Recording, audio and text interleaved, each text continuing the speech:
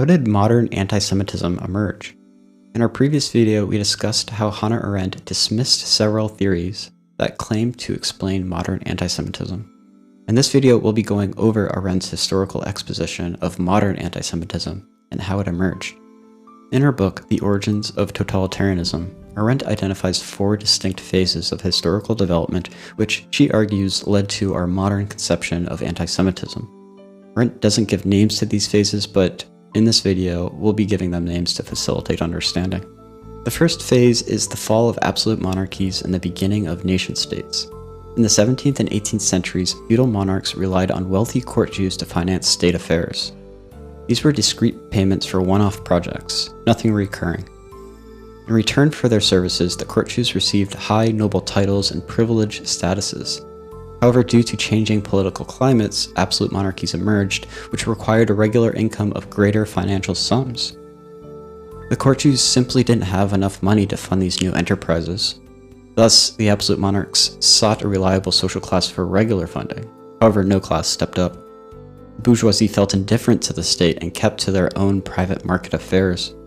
This failure to find a reliable source of funds led to the full development of the nation-state, which claimed to be a class above all classes and the true nationality of the country.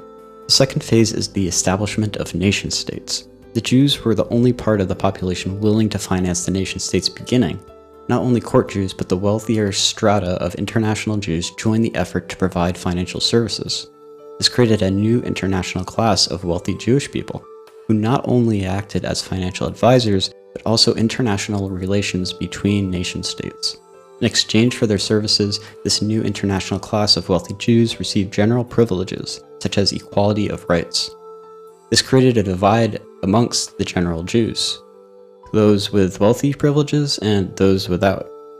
Only after the Emancipation Edict of 1812 did the general Jewish population receive citizenship and rights.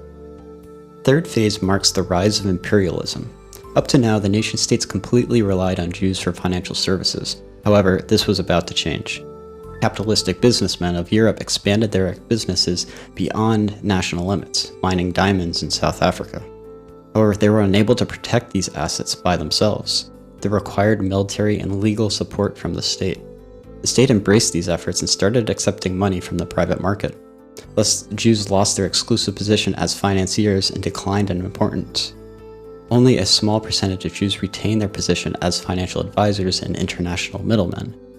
It was these Jews who became the image of Jewry as a whole in the eyes of the genteel world. The final phase is the disintegration of the nation-state. The new market opportunities relegated the nation-state to a tool simply for imperialism, making money and expansion. The weakening of the nation-state led to the rapid decline of Europe. World War I accelerated this decline, leading to the atomization of masses and major financial issues. The population of Europe felt alienated from their own land and felt a sense of rootlessness. The hatred towards the state also elicited a hatred towards the Jews, who were perceived as tightly bound to the state. Thus, Jews became an enemy around which the masses could rally around. It is this particular hatred that made fertile ground for the rise of the Nazi Party. To recap, we have four phases marking the birth of modern anti-Semitism. First, we have the slow emergence of nation-states from absolute monarchies. Next, the establishment of nation-states and the privileging of the wealthy Jewish population. Third, the rise of imperialism and the decline of the importance of the Jews. And finally, the disintegration of the nation-state led to the emergence of a new hatred against the Jews that we can now call modern anti-Semitism.